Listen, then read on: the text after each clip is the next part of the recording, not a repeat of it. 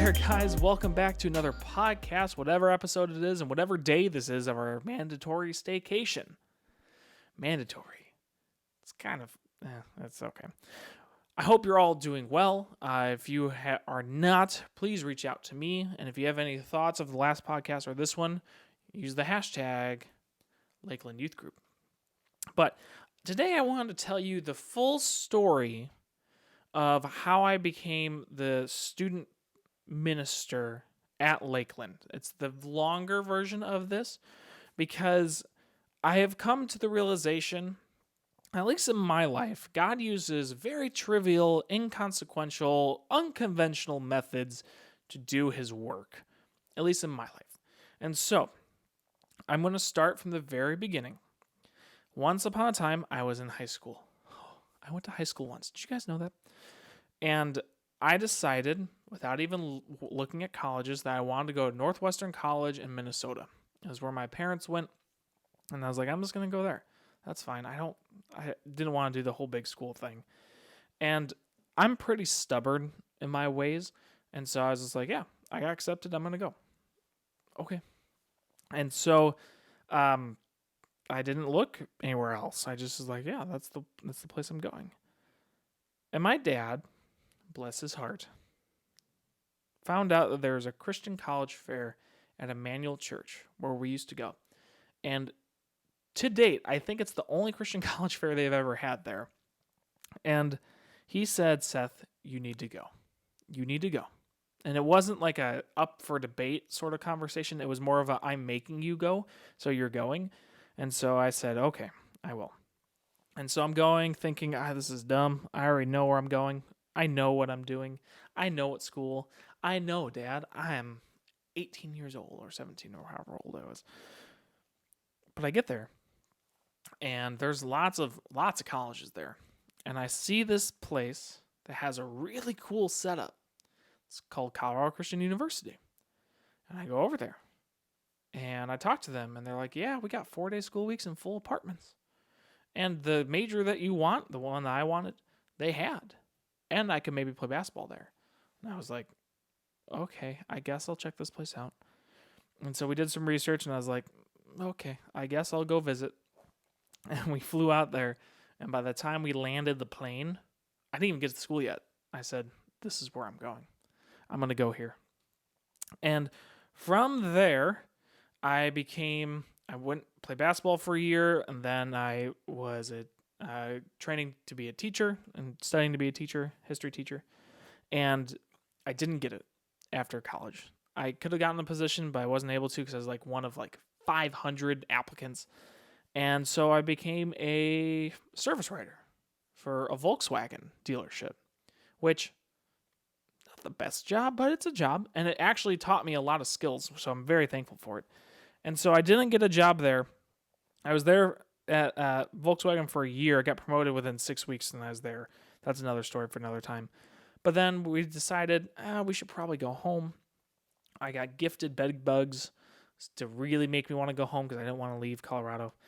And so we came home. The moment we got home, we had a house available to us, and then I got a phone call from a principal in the area saying, hey, 7th grade okay? All right, cool. You're hired. And that was my interview. And so I did that. I taught for a couple years, 4 years. And then I interviewed for this job, and I was told no. And then I was like, okay, cool. Close the door. God, close the door. That's fine. And then they came to me later and said, actually, are you still interested? And I was like, yes, please. And then I'm making a podcast for you guys.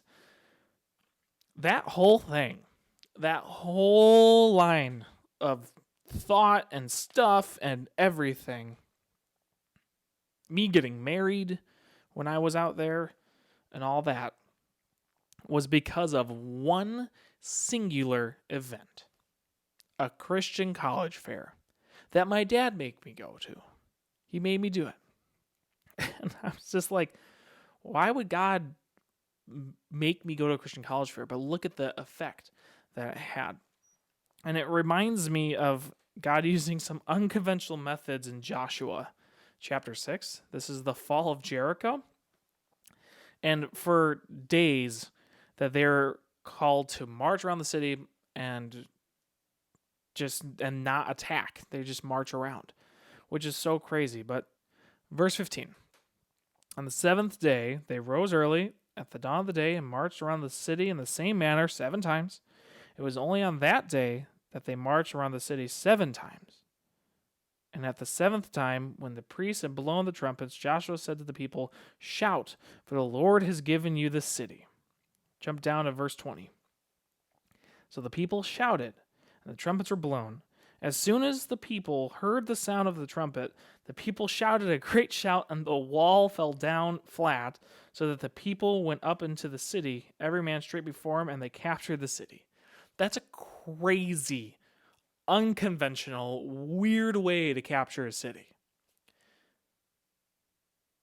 In this time, this really weird, unconventional time, how do you think God's working? We're doing ministry through a computer and a screen. How do you think God is working right now? Do you think and do you trust that God is working during this time of isolation? What is he preparing for? He used voices and walking around a city to make walls fall. What do you think he's doing to make people's walls to fall? There are things and times in our lives where it's like a generational defining event. This very well could be shutting down for months at a time. How do you think God's using this? I think he's using it in crazy ways. How is God using this for you? What walls is he trying to make fall so that he can get closer to you at this time? Maybe it's a reliance on friends. Maybe it's finding your identity somewhere else. Maybe it's not going to him. And he's saying and inviting you to come do that. There's a time, we live in a time where we're constantly connected to the media, we're constantly connected to each other, and we want to see each other all the time and fill our time with whatever else. And it seems like Jesus gets the last parts of our time and not the beginning. But right now, we are isolated. We're not supposed to be seeing each other.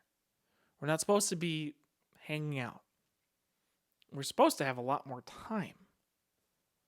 And in this time, maybe he's using this time to break down walls because he wants to spend time with you. Maybe he's wanting to use you to break someone else's wall down in your neighborhood. Maybe he's using this time, a time of uncertainty, a time of people being really weird at the supermarket, a time of no one having toilet paper. Maybe he's using this time in an unconventional way,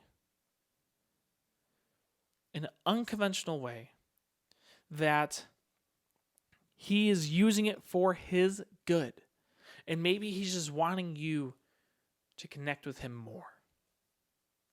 So during this time of isolation, this unconventional, weird time, use it to get closer to Jesus. Use it to get closer to your Heavenly Father. And use it to be the hands and feet of the church to those around you. I hope you all are having a great Thursday, and we'll see you next time.